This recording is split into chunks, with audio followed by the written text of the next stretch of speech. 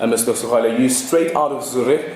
And of course, now we know that you're part of the 5 presidential candidates who are running for the top posts in the FIFA Federation. Let's first start with the Ethics Committee of FIFA. When they say we call the presidential candidates to sit down, what is it that they're basically looking at? Well, I have just come from Europe a few hours ago, and was happy when I arrived to find that they have written me a letter.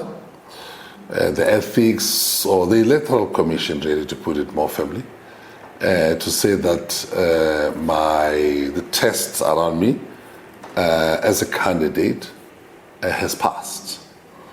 What they do is that before you become a FIFA candidate, they need to know about some kind of record.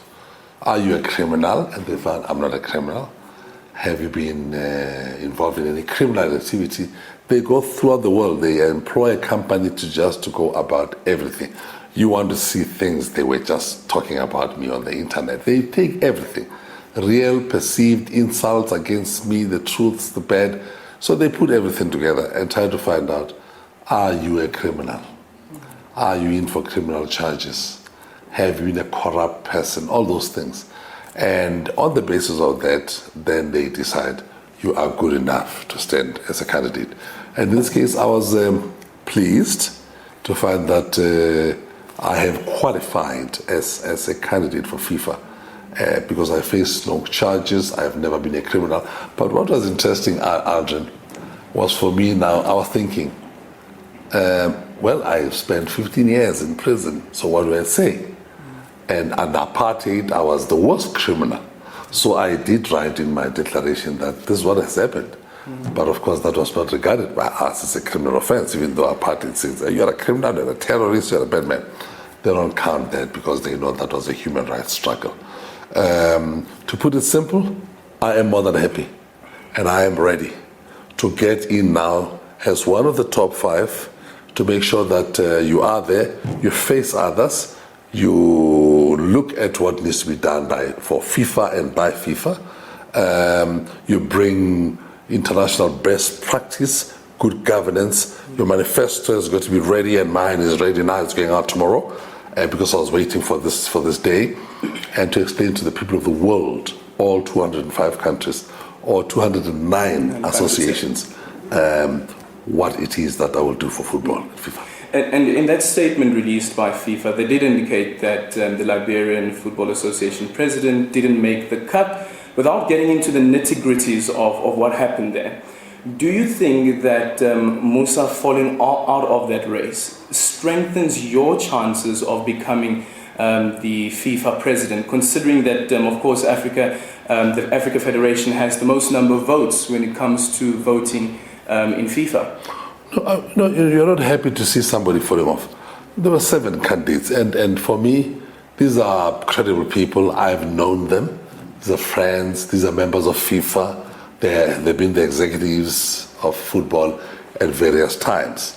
And, well, I wish Musa well as a fellow African. I think he did very well. He put up his name, by the way, even before I.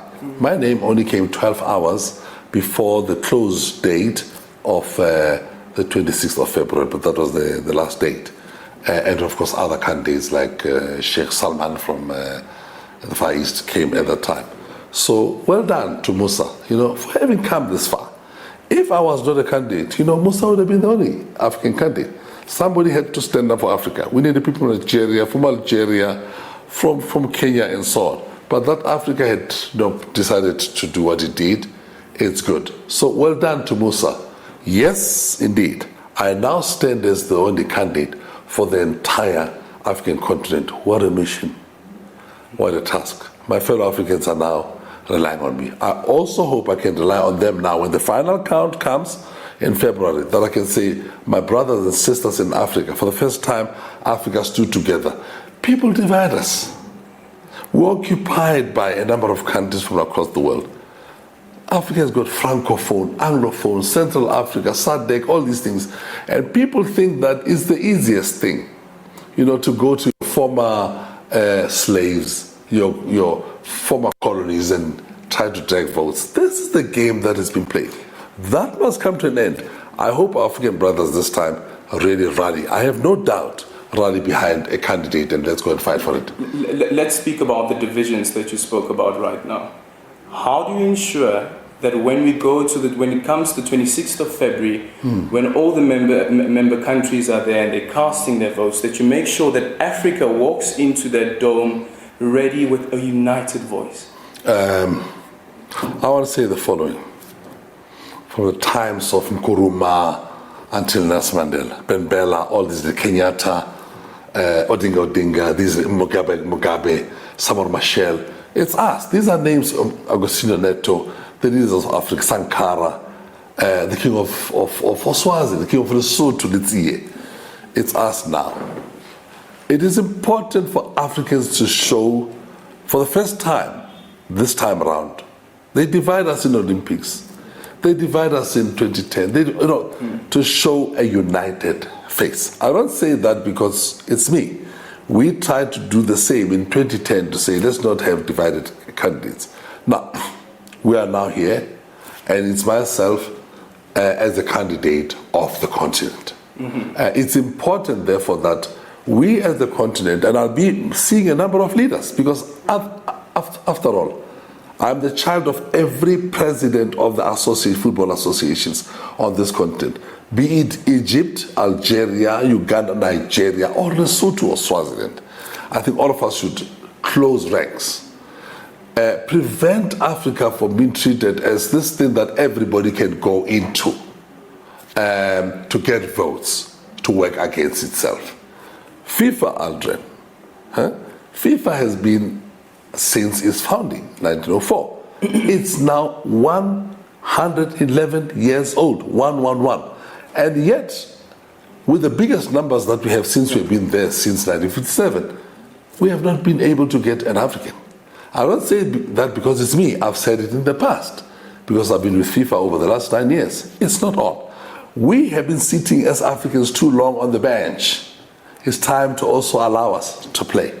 So we hope that in February, all our boats, or can I say all our structure, will be in the same direction and produce for the first time. Supported, I hope, by Europe itself, because Europe has got the responsibility, supported with Asia to make sure that there is a break for this continent. I was actually about to say that, but now that you've mentioned that, the FIFA scandal, it's been something that's been dominating the airwaves, dominating newspapers as well. Yes. As a presidential candidate, and let's say there you are as a president of FIFA now, how do you ensure that FIFA still makes sure that it upholds its integrity and live up to the expectations not only of the federation but also the football lovers? Yours too. Our reputation as the FIFA football family has been very severely damaged. The time has come for us to repair that damage. It is the first task of the FIFA president together, because there's nothing like a strong man somewhere. I can't be a strong man president. You are a good and a strong president to the extent that you've got strong men and women around you within the FIFA executive to solve these problems. There are three things to do. Firstly, the FIFA reforms must be put into place. These reforms are about making sure that the associations, because each country has got an association, feel that they own the FIFA president together with the FIFA executive, whom they should elect. Secondly, it is about transparency. Transparency, both as in decision-making processes and financial transparency, because we are not in problems today because of decision-making. We are in financial problems because of decision-making around lack of proper financial transparency within our circles. Because it's about contracts out there far away from Zurich. It's about marketing rights. It's about television rights, broadcasting. These are billions of US dollars. And that's where things started going wrong. So it is about financial transparency. We will be putting systems within the first 100 days of my presidency. I know how that is done because I've run organizations much bigger than what you find in the coffers of FIFA. So that's not a problem, and that's where it's broken. That's where you're going to fix it. You don't have to fix Neymar, Drogba, Ronaldo, or football at schools. It will continue to be played. It is where the administration is concerned to make sure that there's transparency all the way. Well, thank you so much for your time, Mr. Sexwale, and we wish you all the best.